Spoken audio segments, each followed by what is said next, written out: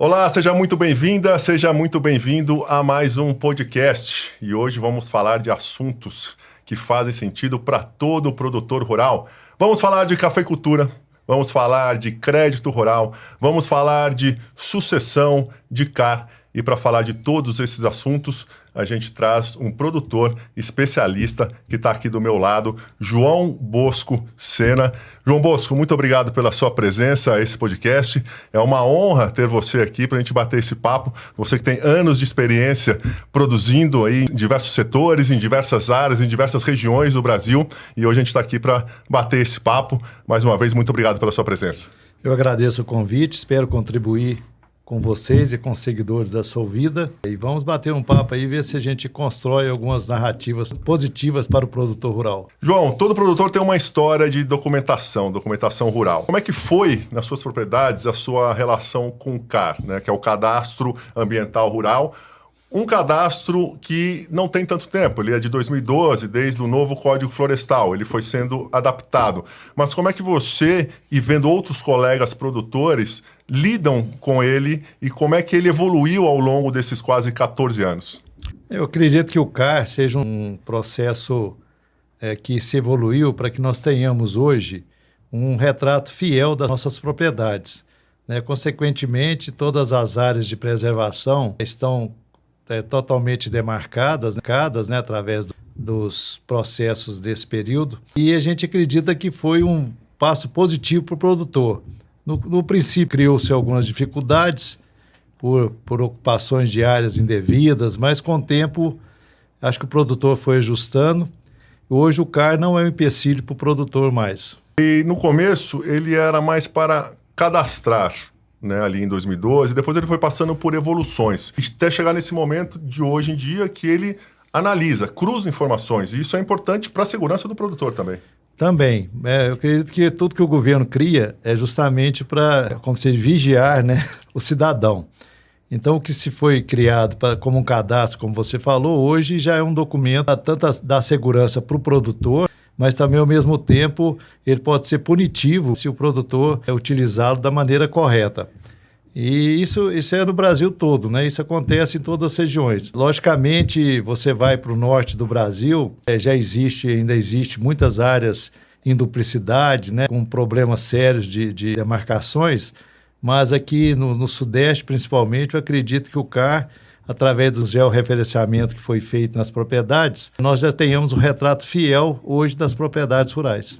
E quando você fala em punição, seria que um financiamento no banco, um crédito rural ou mesmo uma fiscalização? Porque a fiscalização tem que ser feita ali através dessa busca por satélites e também por denúncias. Hoje eu acredito que os satélites mapeiam todo o território nacional, facilitando muito essa fiscalização. Mas, ao mesmo tempo, eu acredito que o produtor rural ele está muito mais consciente das suas obrigações e também dos benefícios que uma propriedade regularizada pode trazer para o seu sucesso, vamos falar assim. Então, já existe um comprometimento muito grande da classe rural para que realmente siga as normativas ambientais, principalmente, e o CAR possibilita que você tenha essas áreas demarcadas e, consequentemente, você possa ter mais segurança na utilização das mesmas. E o que gera mais pendência, João, para o produtor em relação ao CAR? No começo é justamente essa adequação, né, que o produtor teria que fazer na utilização das suas áreas, né? Áreas que eram utilizadas acima do percentual exigido pela parte ambiental, e o CAR travava alguns produtores com essas utilizações indevidas. Com o tempo, nós tivemos algumas alternativas de adquirir áreas dentro da mesma bacia, né? Isso foi complementando as necessidades da propriedade. Isso fazia uma compensação. Essas compensações foram positivas para que todo mundo se ajustasse, né? Principalmente aqui na nossa região. Só extrapolando um pouquinho, lá no Pará nós temos uma dificuldade muito grande, porque as áreas foram abertas, existia um programa do governo federal, na época do governo militar, que exigia que você utilizasse a área, que era um título, né, cedido ao produtor, e geralmente os produtores utilizaram praticamente 90%, 100% das áreas. E agora a legislação está obrigando os produtores a regenerar essas áreas, então, ou se não adquirirem áreas para compensação. E na Amazônia, como não tem as áreas demarcadas com segurança, existe muita duplicidade de escrituras e tal, porque é uma região que ela não acompanhou a evolução do sul-sudeste, está tendo muito problema desse tipo, de produtores que está tendo alguma dificuldade. O governo tem protelado os prazos para que se regularize isso, mas vai chegar num ponto que vai ser igual aqui na nossa região. Quem não tiver adequado vai ter sancionado algumas atividades dentro da propriedade, como venda de animais, etc. E quem não faz essa regularização, quem não se adequa, acaba tendo problemas, como você disse aí. Isso levou o produtor, é lógico que vai mudar um pouquinho do produtor que está aqui na nossa região, no Triângulo Mineiro, enfim, no sul, no sudeste, do produtor que está lá no norte e nordeste, mas levou uma maior conscientização dele do que é necessário se regularizar e está tudo ali alinhadinho com o que é pedido dentro do documento? Eu acredito que na área da agricultura, vamos falar assim, houve um avanço mais rápido. O produtor agrícola, como ele tem a necessidade vamos falar, de crédito rural e algumas exigências a mais para que a sua atividade seja executada, ele conseguiu antecipar muitas coisas nesse sentido. Quando você vai para a parte de pecuária, o produtor da pecuária é um pouco mais moroso, vamos falar assim, né? Ele já está naquele sistema há muito tempo. Então, isso pode ter trazido um pouco mais de dificuldade. Mas eu não vejo que o CAR foi empecilho em nenhum momento para a grande maioria dos produtores rurais. Eu acredito que se teve algum problema relativo ao CAR para que produtores tivessem algum problema nas suas propriedades, foi justamente casos bem diversos, né? Então, casos específicos de algumas propriedades. E isso traz, essa evolução, traz uma segurança jurídica bastante importante para o produtor. Sem dúvida. Hoje você compra uma propriedade, quando você adquire uma propriedade, né, georreferenciada, com CAR atualizado, ITR já também com os dados da propriedade, te dá muito mais segurança, né, de você estar na atividade e crescer na atividade. E se você pudesse, João, dar um conselho para o produtor que ainda não regularizou, ou está com alguma coisa pendente, ou sempre tenta dar aquele jeitinho, o que você falaria para esse produtor? Eu acho que quem não se adequa sai da atividade, vejo assim. Então, essa legislação ela foi de cima para baixo, pegando os maiores produtores, né, extensão de área, e já chegou no pequeno produtor. Então, nas pequenas propriedades, vamos falar assim. Então, eu acho que se ele não tiver atividade, enquanto ele estiver vivendo da atividade, estiver lá dentro, morando lá dentro, consequentemente, ele vai sobreviver. Mas se ele depender de alguma evolução externa, principalmente em financiamento, essas coisas, ele vai ter dificuldades. Mas eu acredito que seja a minoria quase que total hoje, né? Eu acredito que mais de 99% das propriedades, principalmente na nossa região, estejam regularizadas já. Você trouxe uma diferença aí entre o pecuarista, entre a pecuária e a agricultura. Você tem propriedades, você tem café, quer dizer, é um produtor já há um bom tempo. Dentro da agricultura, das diferentes culturas, café, grãos, lavoura branca, você vê também uma diferenciação? Geralmente as áreas de plantio, elas já são demarcadas, né? Dentro da área específica, né, determinada para isso. Então, você usa aquela área já demarcada. Na pecuária, não. Na pecuária, o gado entra para dentro das reservas, se não tiver realmente uma cerca ali para que proteja essa parte. Então, a agricultura que você determina as áreas plantadas, geralmente tanto faz uma cultura ou outra, né, em termos de área de utilização dos espaços liberados para atividade, eu não acredito que tenha problema de diferenciação, não. Eu quis puxar justamente esse gancho do café, porque você como especialista, um produtor, e puxar também a questão da água. Quando você começou a trabalhar com café, conseguia ver ou notar, comparando com hoje, a água da sua propriedade, a diminuição, o nível, né, para você usar ali na sua propriedade, você vê essa diferença de anos para cá? Eu vejo no modo geral. Acredito que os lençóis freáticos, eles rebaixaram. Você vê que todos os leitos dos mananciais de água, eles estão com vazão muito mais reduzida do que 20 anos atrás. Eu comecei minha atividade em 1999 de café e, logicamente, minha propriedade tinha um volume maior de água. Apesar de meu café ser sequeiro, não ter irrigação, eu não tenho efluentes de potencial dentro da minha área, mas eu vejo que as pequenas áreas, as pequenos mananciais diminuíram bastante a água, o volume de água. Eu não acho que isso aí seja só decorrência da utilização dessas áreas de lavoura. Eu acho que o clima que realmente está fazendo com que, principalmente a nossa região aqui, o calor excessivo tenha diminuído o lençol freático, além da diminuição do período de chuvas. Nós estamos com chuvas mais reduzidas, no período menor. Antigamente a gente tinha 6 meses de chuva praticamente direto, final do ano era chuva dezembro inteiro, janeiro aí.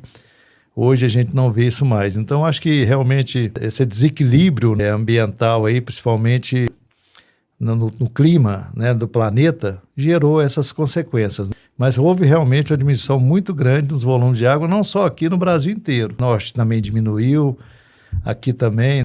É um problema global, eu acredito que isso não tem muita explicação. Eles falam que não é desmatamento. Os especialistas que não culpam a Amazônia, igual o pessoal fala que a Amazônia é o pulmão do mundo, isso não existe, né? O pulmão do mundo é o oceano.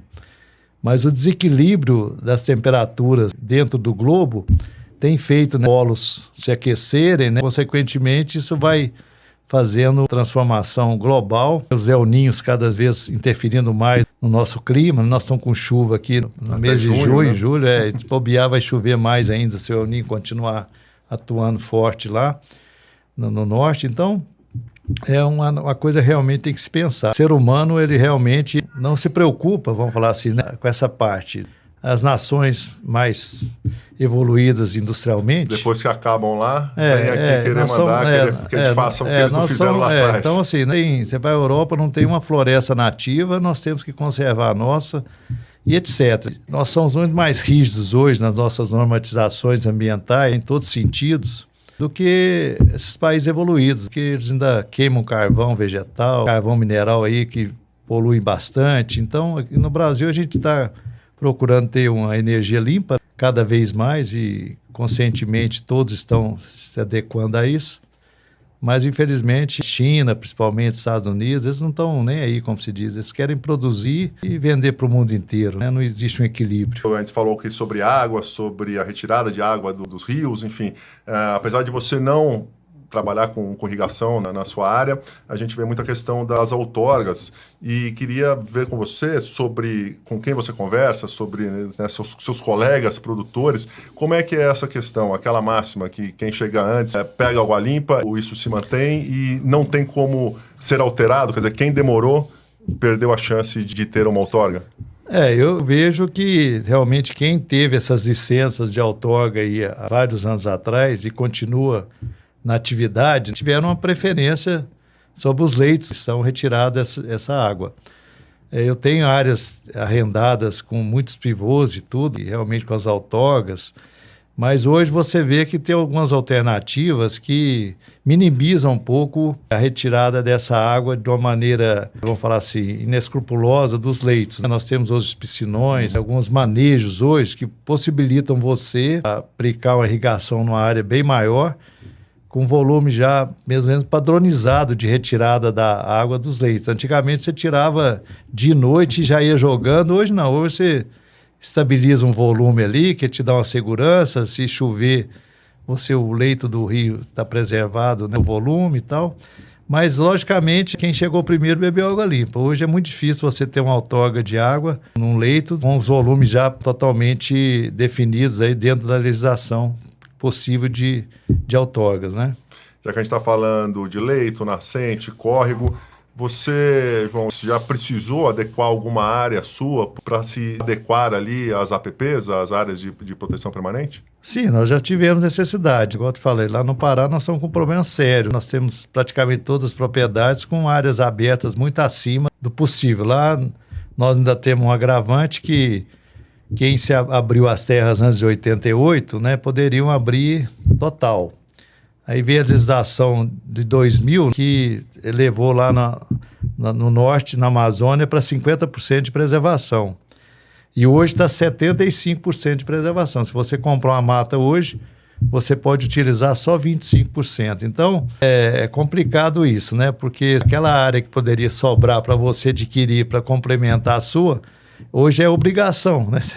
Você teria que comprar 100 para aproveitar 25, vamos falar. Aqui, logicamente, a gente teve alguns contornos, alguns determinados fatores, principalmente de declividade de terreno, algumas normas que distanciamento dos leitos, dependendo do volume da água, que a gente teve que ajustar, mas é em pequena quantidade. Nunca teve muito problema, porque geralmente as lavouras elas ocupam áreas mais altas. Existe um nível de altitude hoje, né, que o produtor preserva para que a agricultura possa ter um rendimento melhor. Então, geralmente as agriculturas hoje são em áreas mais de altitude maior, e aí possibilita que sobrem áreas, né, nas encostas e nas beiras de leitos pluviais, para que realmente essa preservação seja mantida. E como é que o setor dos produtores enxergam a APP como uma área de proteção ali mesmo, ou ainda tem aqueles que veem como perda de área, enfim, perda de produtividade, perda de rentabilidade? Eu acho que tem que ter um equilíbrio ali. A gente também tem um problema muito sério da fauna e da flora junto a isso. E essas áreas preservadas, anteriormente existiam alguns fatores que você não podia compensar um APP com a área de preservação permanente com a reserva legal. E hoje você já pode compor isso aí. Então facilitou um pouco mais para o produtor e utilizar algumas áreas que realmente não tinha nada a ver com preservação, né, para que as áreas de APPs que eram sobrando, estava sobrando a área de APP, mesmo assim você tinha que ter os 20% da reserva legal. Hoje parece que já tem uma conjuminância aí que pode agregar uma com a outra, facilitou um pouco para o produtor. Mas eu falo o seguinte, nós temos 20% de preservação aí, área de preservação, né, nós somos um país que mais preserva no mundo, né? Você pegar aí o Brasil, praticamente nós utilizamos aí 3% para agricultura, 8% para pecuária, ou inverso isso aí, mas nós temos aí mais de 50% das nossas áreas preservadas, né? Então, eu acho que, né, o produtor faz a parte dele. Algum que queira incorrer num risco, e os maiores estão fugindo disso, porque as penalidades são maiores, proporcional, hoje é tudo proporcional à área que você tem, estão bastante adequados às normas hoje exigidas. Ô João, e essa burocracia para fazer essa compensação, enfim, como é que funciona, como é que você vê isso hoje em dia? Porque é uma burocracia natural de serviços públicos, que também tem uma questão ali de fiscalização, de material humano, justamente para poder fazer essas questões. Isso acaba atrasando também aquele produtor que quer regularizar? Sem dúvida, eu acredito que existe uma morosidade que hoje ela diminuiu bastante no setor público, para que você tenha esses atestados liberados para você fazer qualquer determinada necessidade ambiental. Eu já demorei 3 anos a pegar uma licença de um poço artesiano de uso insignificante, porque era lá em Uberlândia que você tinha que pedir, enquanto você não arrumava alguém, pelo amor de Deus, que conhecesse o cara para assinar, porque estava tudo certo, era difícil. Então, aquela história de deixa eu fazer uma autodenúncia aqui para ver se eles vêm, e isso realmente acontece? Acontecia bastante, muito mais, né? Hoje eu acredito que por você ter tudo online, né? Hoje você pode fazer um requerimento para furar um poço artesiano online, você vai ter uma licença online, facilitou bastante. Tirou muito da necessidade do ser humano analisar caso a caso, assim, de uma maneira bem, né? Porque a hora que você já recebe um pedido de uma propriedade, você já tem o espelho dela ali, né? Fica mais fácil, você tem informações de satélite, onde tem captações, vamos falar assim, na proximidade. Então, acho que melhorou bastante. Mas, antigamente, realmente, nós tivemos casos aqui, que eu já trouxe aqui o presidente, o superintendente aqui de Uberlândia, da área ambiental, da Supram, para que realmente pudesse, eu lotei a Associação Comercial de Produtores, com cada um com uma demanda diferente e com prazos longos de processo em andamento. Então, hoje eu já não vejo isso mais, eu acredito que não esteja acontecendo, eu não estou necessitando, utilizando esse serviço ultimamente, mas há pouco tempo eu fiz uma regularização de uma fazenda, foi muito rápido aqui, não teve problema não. Bom, João, a gente está falando aqui sobre algumas regularizações e vamos aprofundar agora na sua área, na área do café. E queria entender como é que é a questão do manejo do café, a questão das certificações. A gente sabe que tem certificações internacionais que exigem uma série de documentos, existem órgãos nacionais que existem outras e eles não se conversam. Como é que você vê isso e como é que você acha que pode ser a solução para que o produtor consiga seguir todos os parâmetros e o café dele cada vez mais ter um valor agregado? Bom, então vamos começar. Em 99, né? Quando eu comecei na atividade, logicamente existiam menos equipamentos que a gente pudesse aprimorados para colheita, principalmente, manejo do café, e a gente necessitava de um volume muito grande. Eu lembro que na primeira colheita minha eu tinha 200 pessoas na minha fazenda, e vinha gente de todo lado, e antes, se você registrar as pessoas já estavam querendo ir embora. Então isso foi diminuindo com o tempo.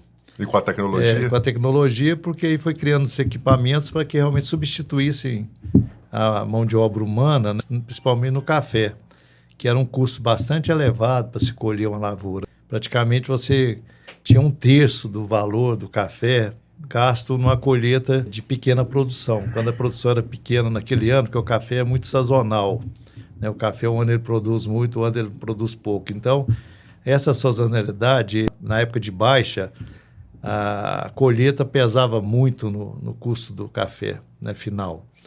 E isso aí foi evoluindo. Consequentemente, foi surgindo algumas normatizações em termos de produtos aplicados no café, defensivos, adubos orgânicos, enfim.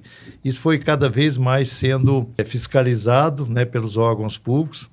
E chegou num ponto hoje que nós temos uma lista de produtos proibidos para se aplicar no café. Pode, às vezes, ser aplicado na soja, mas não pode no café, enfim. O café existe uma normatização própria de utilização de certos produtos. E isso também exige que a mão de obra seja bastante adequada a isso. Nós temos que fazer treinamentos hoje com funcionários para que realmente eles saibam manusear esses produtos. Hoje os produtos embalagens são devolvidas, né, limpas. Enfim, existe um processo na fazenda, locais de armazenamento completamente regulamentados, distância de abastecimento de tratores de residência. Em si, se criou isso tudo acompanhado de uma certificação, né? Hoje existem vários órgãos certificadores do café e cada órgão ele permite a você levar seu café mais longe, vamos falar assim. Então, se você quer vender o café para o Japão, você vai ter que ter uma normatização que siga as normas do Japão, para a Alemanha, enfim. Então, quando você quer produzir e quer que seu café vá mais longe, cada vez você tem que adequar a sua fazenda para que ela possa atender a essas normatizações e das certificações. Ao mesmo tempo, o governo também tem as suas regras, vamos falar assim, as suas normativas. E muitas vezes elas não coincidem com as certificações. A maioria das vezes aquém das certificações, mas igual a nossa... Mas elas chegam a, João, desculpa te interromper, elas chegam a conflitar ou apenas falta uma que a outra exige? Não chega a conflitar, mas como a certificadora é mais ágil, né, você consegue fazer um processo mais ágil, às vezes você depende de uma vamos falar de uma normatização, de uma licença ambiental, né, de um lar, de um IARIMA, alguma coisa que vai interferir nisso tudo para o seu processo, uma coisa atrapalha a outra. Mas, geralmente, hoje as certificações, as fazendas certificadas, como eu certifiquei a minha há muitos anos atrás, elas já seguiam padrões de normatização de aplicação de produtos, né, de defensivos e adubos, como também na parte social. Para você ver, tem certificadoras que eu tenho que fazer meus funcionários conviver com os meus vizinhos. Então, uma vez por mês eu teria que fazer uma visita, meus funcionários visitarem a fazenda do vizinho, o vizinho visitar a minha, enfim, cursos direto de todo tipo de colheita, de aplicação de defensiva, enfim, sempre está atualizando essas práticas.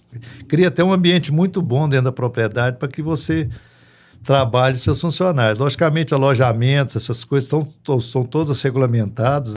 Antigamente você punha várias pessoas num cômodo só, hoje não. Hoje você tem que padronizar, de acordo com o tamanho do cômodo você pode colocar, geralmente coloca-se no máximo 4 pessoas, não tem mais aquelas alojamentos grandes, né, refeições, tudo padronizado. Então, eu acredito assim, que evoluiu muito, né, para o funcionário na atividade cafeeira, né? O funcionário hoje ele tem muito mais segurança de trabalho, ele produz muito mais, vamos falar assim, isso, pela isso sua que eu ia falar, atividade. reflete na produção. Reflete na produção. E você tem uma fazenda, igual eu falei, eu tive 200 pessoas colhendo meu café, a última colheita eu tive 12 pessoas, né, vamos falar assim, direto. Então, redução muito grande, porque as máquinas hoje fazem um papel praticamente de... Né, eu tinha 20 pessoas passando, como se diz, rastelando o café no terreiro. Hoje eu tenho uma motinha que fica andando o dia inteiro ali, gasta uma pessoa só. Então isso tudo foi uma evolução dentro da área da cafeeira. E você entende, você vê no futuro próximo, hoje, com a chegada da inteligência artificial, que é algo relativamente recente, que isso vai se aprofundar, vai aumentar essa modernização? Eu acredito que sim, né? Hoje a gente já vê tratores aí, né, equipamentos que não dependem do ser humano mais, né? Eles são programados via satélite. Você vai soltar uma colhedora de café na sua fazenda, você já tem todas as ruas definidas pelo satélite lá, né? Pela IA, vamos falar assim. Você vai ter um trator andando sozinho lá, colhendo seu café de uma maneira muito mais adequada, talvez analisando cada pé de café ali dentro da carga que ele tem de café. Uns ele vai aplicar uma vibração maior, outra menor. A tendência é evoluir nesse sentido, né? Infelizmente, logicamente, existe a necessidade do ser humano, mas ele vai ter que ser cada vez mais capacitado para que realmente ele possa trabalhar na propriedade rural. Você vê que as colhedoras hoje de soja, de milho, você entra lá dentro, tem, né? O negócio é super, totalmente... tecnológico. Então, se a pessoa não tiver conhecimento, ela vai ficar fora do nem mercado. A inteligência artificial, se a pessoa não souber o que perguntar, o que inserir, qual prompt utilizar, ela não vai sair do lugar. Mas tem uma coisa que a inteligência artificial ainda não auxilia o produtor. Hoje em dia, produzir café sem crédito rural, é possível? Você vê isso no mercado? O crédito rural subiu muito, né? O valor do crédito rural teria que ser bem menor para o produtor, já que ele ajuda muito a aumento, né? Não só de áreas plantadas, mas da produtividade. Quando você trabalha com seu capital, você é limitado ao seu capital. Quando você tem um crédito rural num patamar viável, você consegue melhorar a sua adubação, entendeu? Os seus equipamentos podem ser renovados por equipamentos mais modernos. Isso faz com que a produtividade aumente na sua propriedade. Eu já utilizei crédito rural, também teve momentos que eu não utilizei. Hoje eu acho que o crédito rural está muito alto em decorrência do momento econômico que a gente vive no setor rural. Nós estamos com os preços das commodities baixos, soja, milho, em patamares que hoje que praticamente o produtor não está tendo nenhuma rentabilidade. Isso aí, se dura 1 ano, 2 anos, 3 anos, isso aí realmente tira o poder de investimento do produtor. E se ele utilizou recursos do crédito rural, ele tem dificuldade em pagar, né? Tanto é que hoje nós estamos aí com mais de 400 empresas rurais em recuperação judicial no Brasil. Há pouco tempo tinha mais de 400, hoje pode estar até maior, coisa que não acontecia antes. Raramente você via uma propriedade rural em recuperação judicial. Hoje nós estamos com muita recuperação judicial no setor agrícola, né, principalmente. A maioria decorrente de ter pego crédito rural e não ter tido o retorno na venda da sua safra, no preço final. Isso aí vai ter que ser equacionado. E nós temos uma concorrência desleal, porque lá você vai na Europa, paga para você plantar. O governo subsidia. Tem locais, tem países que até na sua totalidade, para você gerar o alimento para as pessoas. Aqui não, aqui nós temos... O produtor rural fala que o brasileiro era muito eficiente, porque além de produzir melhor do que a maioria dos países, ele ainda tem que pagar, né, um crédito rural mais caro, ele ainda tem que pagar para produzir. Mas isso aí é uma coisa que vai muito do mercado, vai muito do momento político, vai muito da prioridade do governo, né, em prestigiar essa área, né, que hoje responde por mais de 50% do produto interno bruto do Brasil. Então, eu acho que merecia, sabe? Eu acho que o que está segurando o Brasil é o agronegócio e a gente precisava ter uma atenção melhor para essa classe que segura o país nos momentos difíceis. Eu falo que o Brasil, o povo é muito tranquilo, porque aqui não tem fome. Pelo contrário, tem muito desperdício, né? E nós temos essa facilidade, né, de não ter um ano inteiro produzindo, né? Na Europa produz 6 meses é praticamente país ali que estão frio, a temperatura não produz nada, não tem como produzir. Nós somos abençoados por Deus, e bonito por natureza, mas infelizmente nós precisamos realmente dar atenção a alguns setores da economia que realmente trazem benefício para o país, para a população principalmente. É como você disse, a agricultura era cíclica, o clima ele é cíclico e infelizmente no Brasil as questões políticas também são cíclicas, depende de quem está lá, de qual o intuito, o que ele está visualizando. E a gente está falando aqui de crédito rural, não sei como você disse que já utilizou, outros momentos não. Quais hoje em dia as principais linhas que você vê os colegas produtores a utilizarem? Porque o governo, ele lança, igual lançou esse dia, né, 80 e tantos milhões para o Pronaf, que é da pequeno produtor rural, e lançou outros milhões lá para grandes produtores. Taxa diferenciada, logicamente a taxa do pequeno produtor é menor, eu acho que deveria ser tudo igual, porque quem produz mais é proporcional, o custo praticamente talvez seja... Mas eu acho assim, o governo quando ele estipula uma regra, tem 2 fatores, vamos falar assim. O primeiro fator é o volume de dinheiro que ele está injetando ali para esse custeio agrícola do ano da safra seguinte. Aí o custeio agora, para quem vai plantar agora no segundo semestre aí.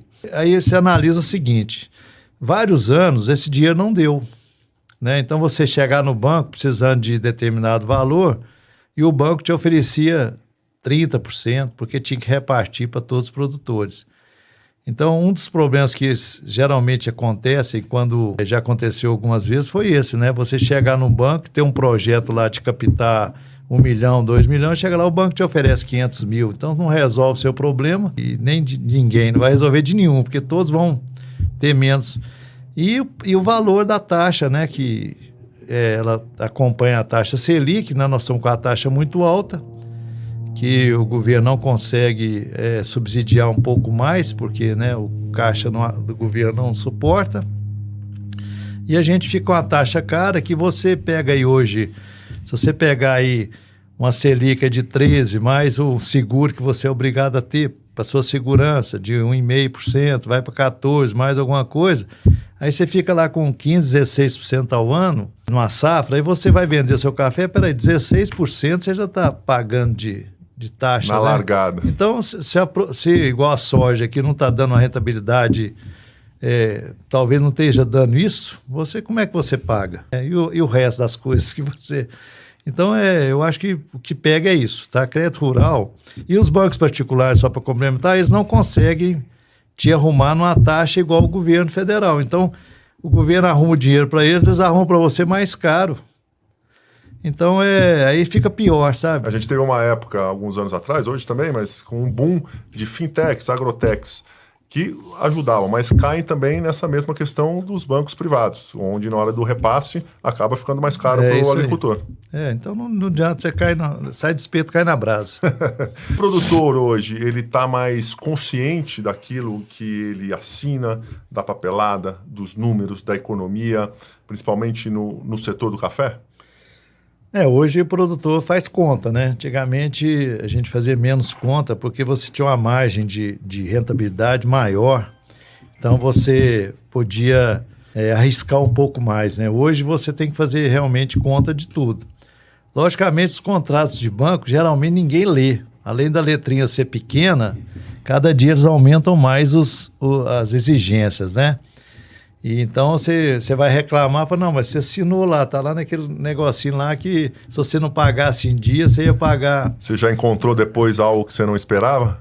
Eu não, mas assim, porque geralmente para quem fica inadimplente, né, vamos falar assim, que você está adimplente, você consegue pagar suas taxas no dia, você sabe por que você contratou, o que você está pagando. Mas geralmente quando você não consegue, eu já tive assim, alguns amigos que não conseguiram, foram surpreendidos com aumento de taxas em cima daquilo que foi contratado devido à inadimplência, né? Muito maiores do que eu viajei essa semana, neguei de pagar um consórcio. Fui pagar no outro dia, mandei a menina mandar uma guia para mim, veio com 12% de diferença. Falei, moça, mas é um dia só. Não, mas você não leu lá?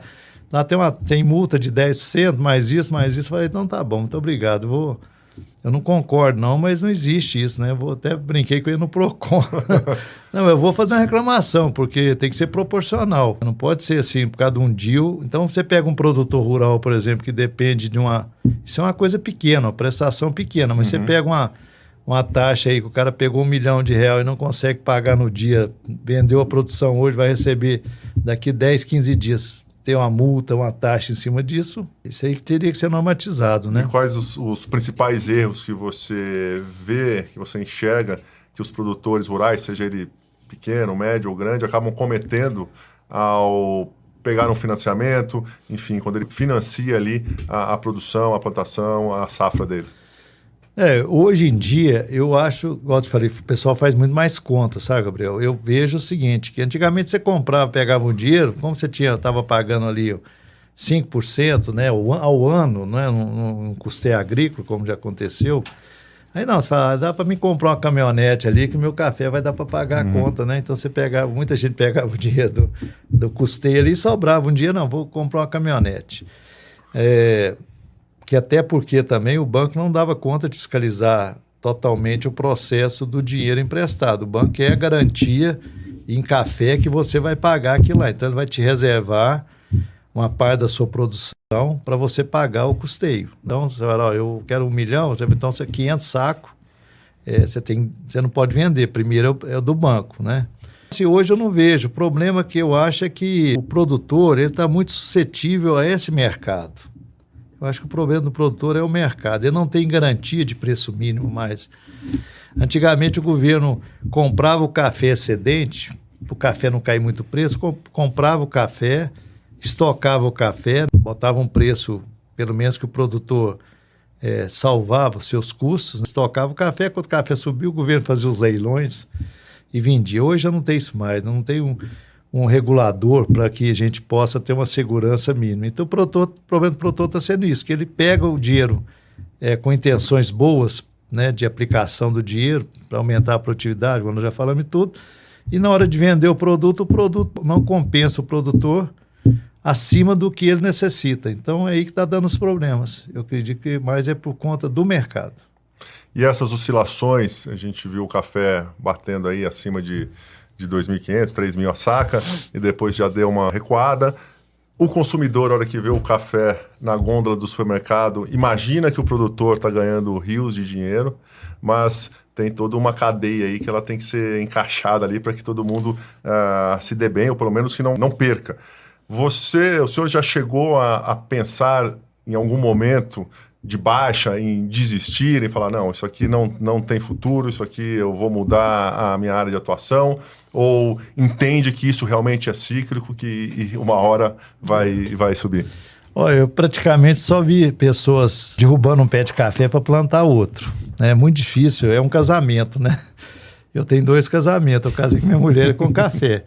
Que uma lavoura de café, geralmente, por ela ter uma vida útil muito longa, e ela foi prolongada hoje com as técnicas de manejo que você pode decotar, você pode esqueletar, enfim, você pode podar a planta que ela vai revigorar e tal, se tornou mais longa ainda o ciclo do café. Então, quando você planta uma lavoura de café, você está pensando que você vai ficar com a lavoura de café. Então, eu nunca pensei em largar a atividade e praticamente, para te falar a verdade, na minha vida toda de cafeicultor aí, de 25 anos, 26 anos aí, ó, se eu vi 1 ou 2 largar a atividade para plantar outra cultura, foi muito. Então, geralmente, você fica na atividade, né? Logicamente, o preço do café é loteria. Eu já vendi café hoje num preço, amanhã estava R$100 a mais, 200, né? E vice-versa. Eu vendi hoje e amanhã estava mais baixo. Então, o café, como qualquer commodity, ele acompanha as bolsas, principalmente de Nova York, e o café é o preço do dia, né? Tanto é que começo de semana, café estava 1.600 e pouco, ontem parece que estava 1.780. E aí você tem um café futuro, a projeção futura que você pode, se quiser, fechar para o ano que vem. Então, o produtor tem que ficar atento a isso, né? Porque quando o café estava 2.500, você fechava a bolsa, o café para agora, né, 2.300, 2.200. Então, o produtor tem que ter utilizar esses mecanismos para que segure a parte da produção, né, que garanta pelo menos o custo dele. Se você está com café 1.700, aí vamos falar que chega na colheita isso. Se você vendeu ali 30% da sua safra a 2.200, você melhorou sua média. Eu sempre trabalhei assim, eu sempre vendia um pouco futuro, né, um pouco vendia nas necessidades da colheita, sobrasse, guardava um pouco para especular o mercado, esperar o mercado subir. Então a vida do cafeicultor é essa, né? Então ele fica trabalhando, é uma loteria na hora de vender, você arrisca, mas tem mecanismos hoje que te garante pelo menos um preço que te dá uma rentabilidade de garantia. Agora, uma coisa que também é uma loteria, mas muito menos previsível, apesar da tecnologia ter aumentado bastante, é a questão climática. Você já teve problemas, por exemplo, com uma geada ali que estragou bastante o seu cafezal? Aí eu tive em 2001, né, eu tinha 2 anos de café, o café estava maravilha, veio uma chuva de pedra e detonou minha lavoura, né? Parte da minha lavoura, não foi toda. Depois de lá para cá, graças a Deus, eu nunca tive geada, né? O local que eu estou lá é um pouco alto, não tive muito problema. E o que fazer no dia seguinte? Olha, você vê, se você for para Uberlândia, você vê ali, eu vou citar ali, você vê um café que era do Roqueto ali, que teve a geada ali perto da Bem Brasil, né? E a gente passou lá, o café estava totalmente torrado, né? Vamos falar assim, né? Porque a geada, ela no outro dia, ela queima todas as folhas, ela que bate o sol, ela queima toda a folha. Então, o frio, né? E aí você vê que o café está maravilhoso hoje lá. Então, o café é altamente resistente, sabe? Se você tem que saber conduzi-lo, né? Logicamente, você perde as folhas numa geada, dependendo do grau da geada, você recupera a lavoura, como foi meu caso, deu para recuperar. Ela fica sem folha nenhuma, mas você aplica alguns produtos para cauterizar, para não entrar fungos ali na onde que as folhas saíram, caíram e tal, e vai melhorando e você consegue ter Tem gente que planta novamente, se for muito novo, né? Então, assim, existem técnicas, né, que eu falo para que realmente possa... Mas realmente é um prejuízo muito grande, porque geralmente na próxima safra não vai ter café. Aí é onde que é o problema. O cara às vezes está com uma lavoura muito bonita, vai produzir no ano seguinte um volume grande, chega uma geada, detona a lavoura. E aí fica sem renda um ano. Essa anualidade é que faz isso aí, né? Então, quando fica safra zero, aí o produtor... falo que o produtor ele gasta o mesmo tanto, no mínimo aquele tanto todo ano, com lavoura produzindo ou não. Uhum.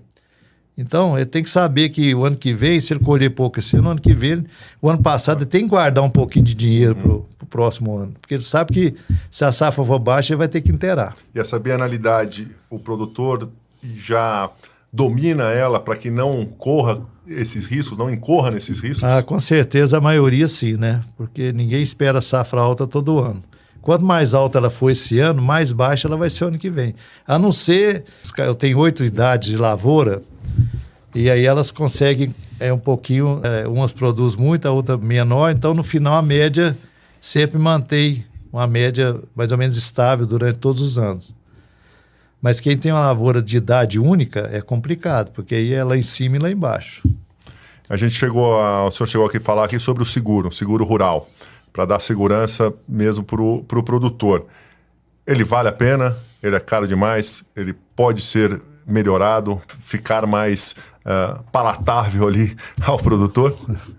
Eu já fiz seguro rural, né? E eu sei o seguinte, é complicado, porque você faz o seguro e você tem, se você tiver alguma decorrência nesse período que você vê que a sua safra vai ter um problema maior, você tem um processo, você tem que provar que você ia colher 10 e vai colher 5. Isso é um pouco complicado, porque você exige assim, fazer laudos, né? Tem que fazer na hora certa, vamos falar. Não adianta você chegar no dia da colheita lá e falar, aconteceu uma geada lá atrás, me atrapalhou aqui, não. Não deu. Então, eu acho que o produtor tem que ficar atento a isso. Ele faz o seguro no banco, eu acho que o seguro é uma garantia, infelizmente ele está pesando hoje, mas ele é uma garantia que você tem. Mas eu já fiz seguro e não pude usar, porque eu não fiz os procedimentos na hora correta. E eu acho que se a pessoa fizer os procedimentos, ele é altamente importante para dar pelo menos minimizar o problema, né, decorrente de alguma intempérie. E, João, nesses anos todos, mexendo com a terra, produzindo café, enfim, também com a pecuária, qual a maior lição que você tira, ou qual a maior lição que a terra já te ensinou nesse período todo? Eu sou engenheiro civil, né? Eu falo que eu sou produtor rural por decorrência, porque eu sabia que eu ia herdar do meu pai. Meu pai foi nascido na roça e o que ele gostou foi de comprar terra.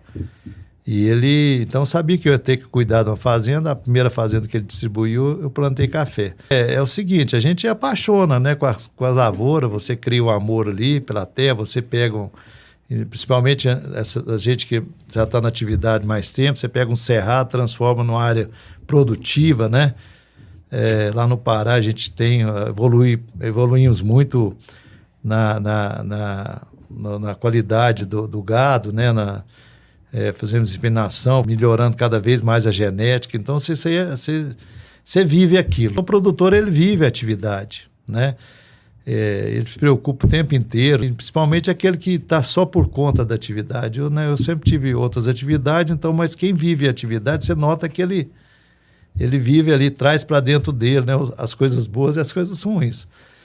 Mas o Brasil é um país, né, agrícola, né, de agricultura e pecuária, não resta dúvida, tanto é que o nosso território praticamente é utilizado. Se você pegar as cidades, que é áreas industriais e tal, são muito pequenas em relação ao universo da agricultura e da pecuária no Brasil. Então, eu acredito que o produtor é um cara que realmente ele acredita, porque senão ele não estava na atividade. Quanto mais intempérie a gente tem, mais ele realmente procura aprimorar e ter resultados. Né? E as decorrências de clima e de mercado, isso aí, né? Todos são sujeitos, então, principalmente esse mercado. Né? Café, nessa área de café, nós temos aí praticamente 40% da produção mundial. O mundo hoje produz em torno de 180 milhões de sacas de café. O Brasil, esse ano, deve ter 70 milhões de sacas, né? Vai ser uma safra mais alta. Mas, em compensação, o mercado é mundial, né? Tem uma crise no Vietnã, que é o segundo produtor mundial. Teve uma crise há 2 anos atrás lá, teve uma intempérie lá, a produção caiu muito, né? O café foi lá em cima o ano passado. Né? Então, tem que ver quanto tempo vai recuperar as lavouras do Vietnã para poder nosso preço aqui ter uma margem melhor para o produtor brasileiro. Então, você fica sujeito a isso. Né? Colômbia também, a terceira produtora mundial, ela tem um café de qualidade. Lá o café é colhido de uma maneira diferente, né? A gente lá colhe por grão. O café é centralizado numa cooperativa que exporta o café com o nome da Colômbia. Ou seja, aquele café que não passa no padrão de qualidade, ele fica lá na Colômbia.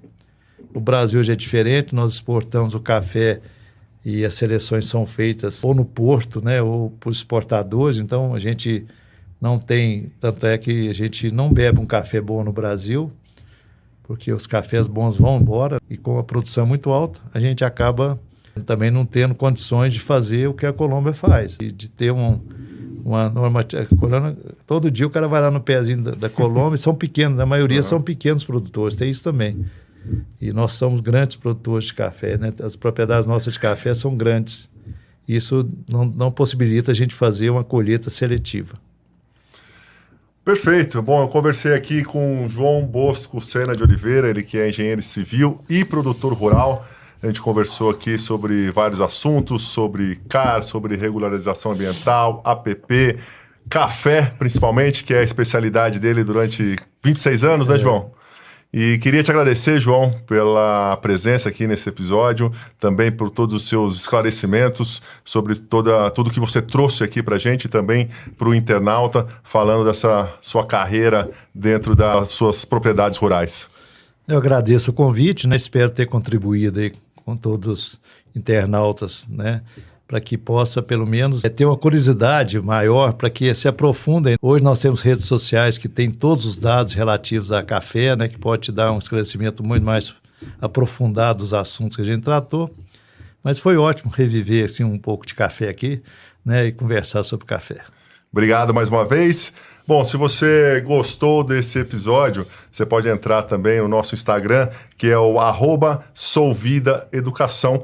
Lá você vai receber conteúdo sobre meio ambiente, regularização ambiental, apps, cara, enfim, tudo que você precisa para tocar a sua propriedade rural e também para quem trabalha no meio, mesmo que não seja produtor, mas que seja ali da área, sempre vai ter muito conteúdo especial para você. E nós ficamos por aqui. Te vejo no próximo episódio. Muito obrigado pela sua parceria, obrigado mais uma vez ao João e estamos na próxima com mais assuntos interessantes sobre produção rural.